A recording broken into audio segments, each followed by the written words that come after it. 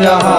एक तेरा सहारा रहे सांवरे, एक तेरा सहारा रहे सांवरे, साथ तेरा ही बस एक रहे सांवरे, साथ तेरा ही बस एक रहे सांवरे, साथ दुनिया तो फिर ये रहे ना रहे, दुनिया तो फिर ये रहे ना रहे, साथ दुनिया तो फिर ये रहे ना रहे, साथ दुनिया तो फिर ये रहे ना रहे। एक तेरा सहारा रहे सांवरे, एक तेरा अभी प्रेम सहारा से रहे सांवरे, एक तेरा सहारा रहे सांवरे, एक तेरा सहारा रहे सांवरे, आसरा एक तेरा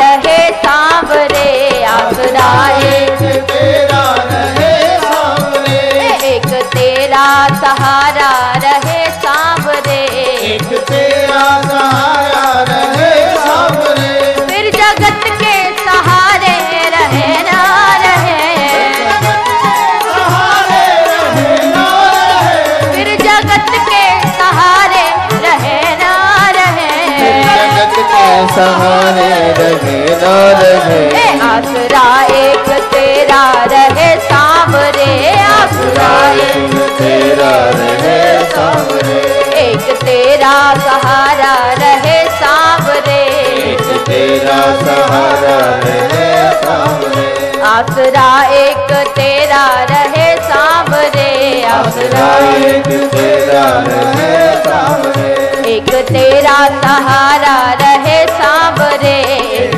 तेरा सहारा सहारा रहे सांवरे, आसरा एक तेरा रहे सांवरे, आसरा एक तेरा रहे सांवरे, एक तेरा सहारा रहे सांवरे, एक तेरा सहारा रहे सांवरे।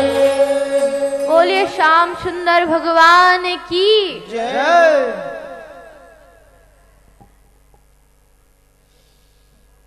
तो इधर जब माँ द्रौपदी ने भाव से भगवान को पुकारा तो भगवान आए, माँ द्रौपदी का चीर बढ़ाया और उनकी रक्षा की।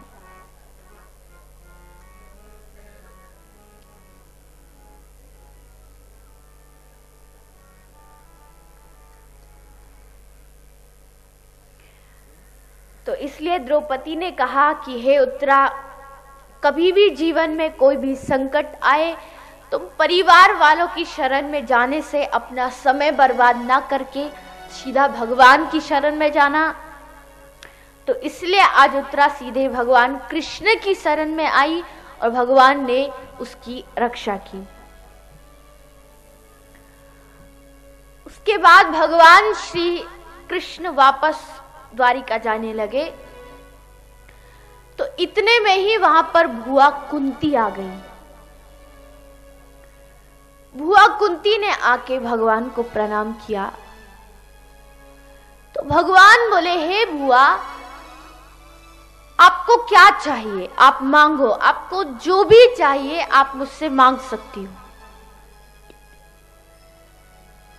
तो भुआ कुंती भगवान से कह रही है कि विपत्त सिंधु न सशस्व सस्व तत्र जगत करो, यानी हे प्रभु, अगर आप मुझे कुछ देना ही चाहते हो तो मुझे हमेशा हमेशा के लिए विपत्ति दे दो।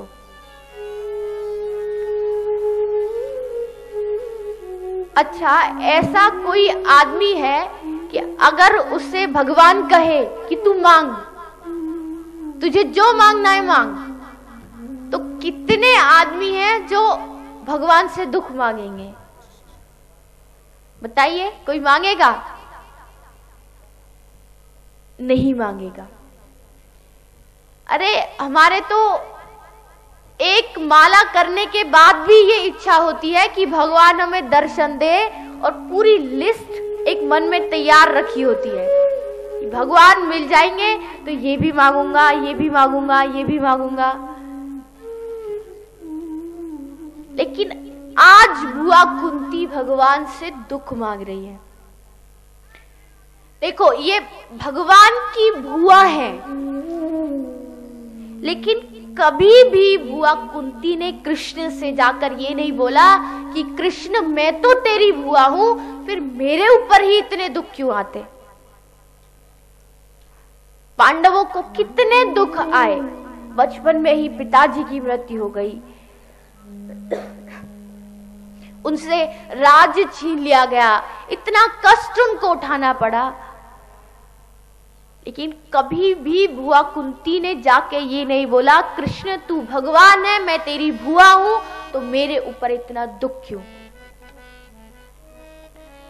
लेकिन हम लोग एक माला दिन में कर ली और इच्छा के विरुद्ध कुछ हो जाता है तो बस यही कहते हैं कि हम भगवान को नहीं मानते। अरे कभी भजन का, भक्ति का अर्थ है भगवान के लिए सुख मांगो। मंदिर में भी जाओ तो यही सोचो प्रभु आप कैसे खुश रहें, हमें बस ये सोचना है। अब जैसे आरती हम लोग करते हैं, आरती बाद में लेते हैं, तो आरती का मतलब क्या होता है? यही मतलब है कि हे प्रभु आप अपने सारे दुख, सारे कष्ट हमारे ऊपर दे दो।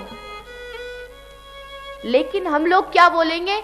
भक्त जनों के संकट क्षण में दूर करो, प्रभु आप हमारे सारे दुख हर ले जाओ। हमेशा अपने लिए सुख मांगते हैं, भगवान के लिए कभी नहीं। लेकिन आज बुआ कुंती भगवान से दुख मांगती है, क्योंकि कहा हनुमंत विपत्ति प्रभु सोई, जब तब सुमरन भजन न हुई। विपत्ति वही है जब हमारा मन भगवान से दूर हो जाता है। तो बुआ कुंती कहती है हे प्रभु मुझे दुख दे दो, क्योंकि देखो दुख और सुख दोनों में बहुत अंतर है। कुछ लोग सोचते हैं कि सुख बहुत अच्छा है, लेकिन जो सकारात्मक बुद्धि वाले होते हैं, जो पॉजिटिव सोचते हैं, उनको हमेशा दुख अच्छा लगता है, क्योंकि दुख के पास गहराई है।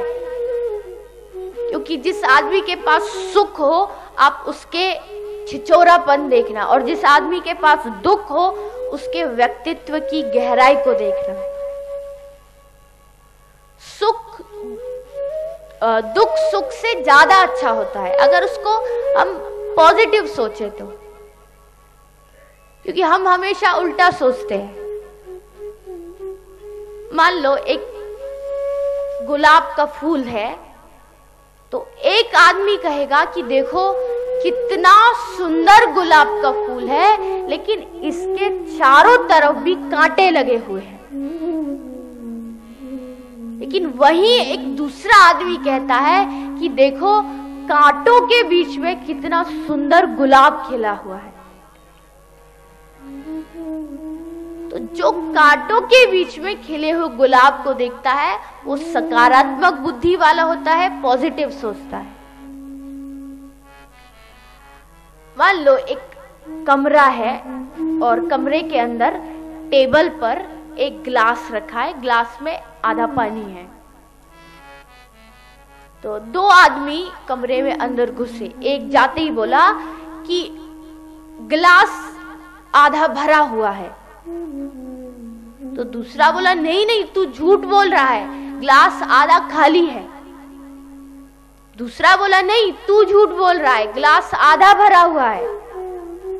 अब इनमें से सच कौन है और झूठा कौन है?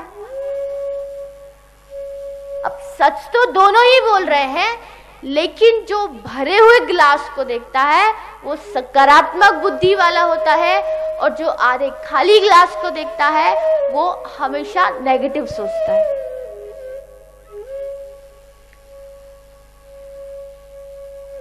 हम लोग हमारे